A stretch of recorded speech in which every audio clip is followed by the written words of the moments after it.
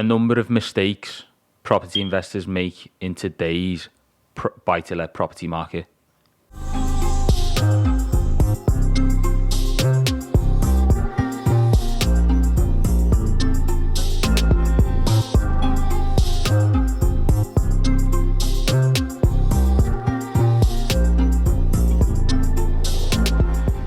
Hi guys, welcome back to another video where we discuss some of the problems that new property investors make in today's property buy-to-let market.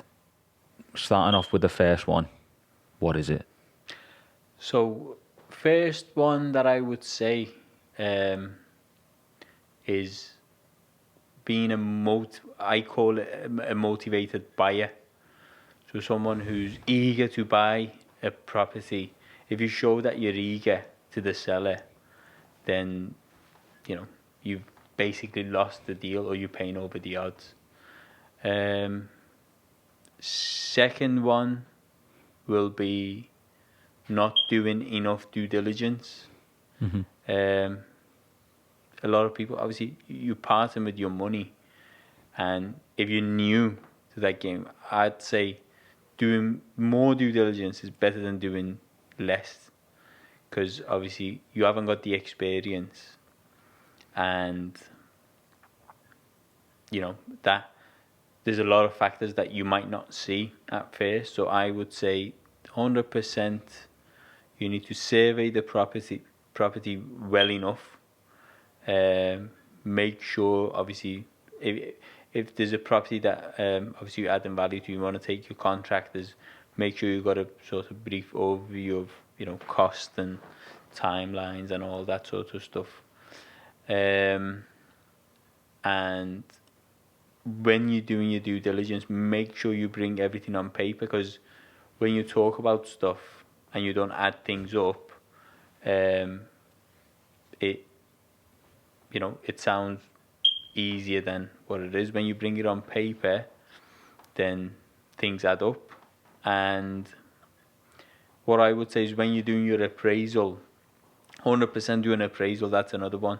So third one is not doing an appraisal.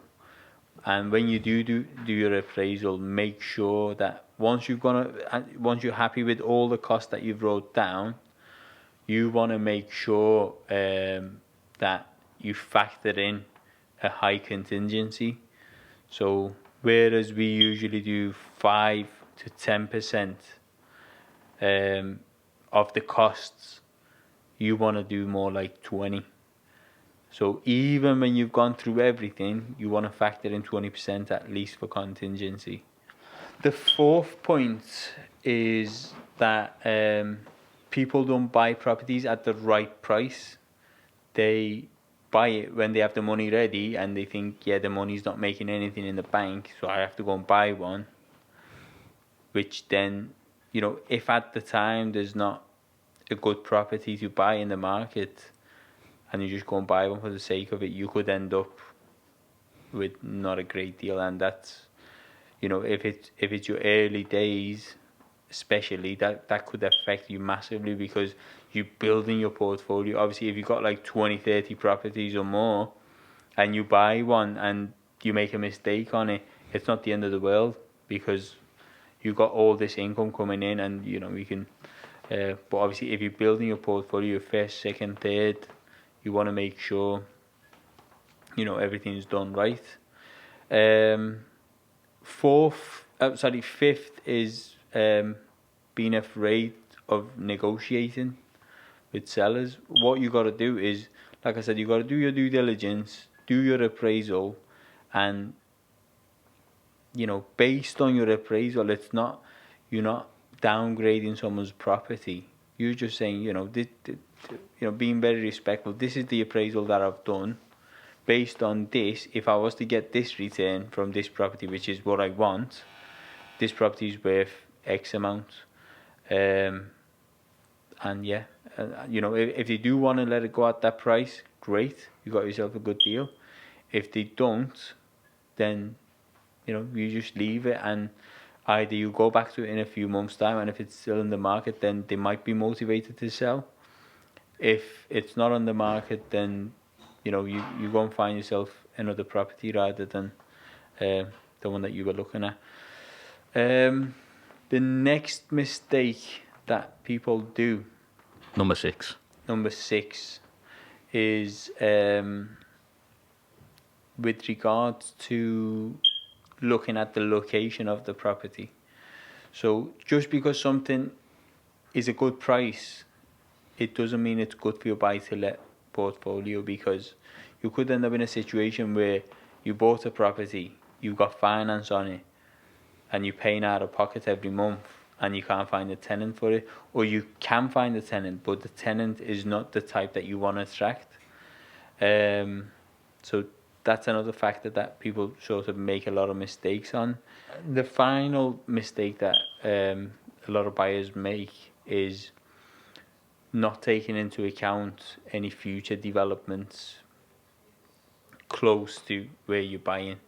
So, you know, or even current situations, you know, you go and look at a house, if it's by the rail station, then it's not going to be as desirable, for example, or if there's going to be new homes developed next to it, then it's a great investment. So stuff like this that you need to take into account and people don't do. Or say, for example, you go and buy a flat, but if you know that in the next year there's a new restaurant opening downstairs, that could affect your mortgageability. So you got to take all of that into account. Make sure, like I said, due diligence is the most important. And yeah, these are some of the common mistakes that I've seen. So there you go, guys. There are a number of mistakes that new investors make in the buy-to-let property market in the UK. If you enjoyed this video, make sure you give us a like. And if you got any questions about anything we've mentioned in this video, make sure you comment it down below. And if you are new to the channel, make sure you subscribe for more videos like this. And like always, make sure you follow us on our social media if you don't already. And we'll see you next time. See you next time.